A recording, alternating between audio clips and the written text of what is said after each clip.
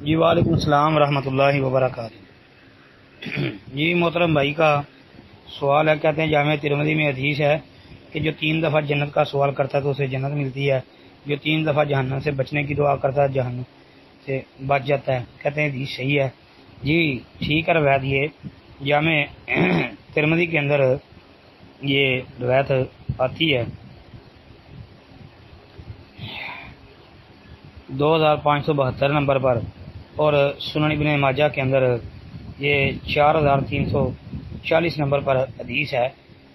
انس رضی اللہ عنہ حدیث کے راوی ہیں، کہتے ہیں کہ رسول اللہ صلی اللہ علیہ وسلم فرمایا من سال الجنۃ 3 مرات قالت الجنۃ اللهم ادخله الجنہ ومن استجار من النار 3 مرات قالت النار اللهم اجره من النار۔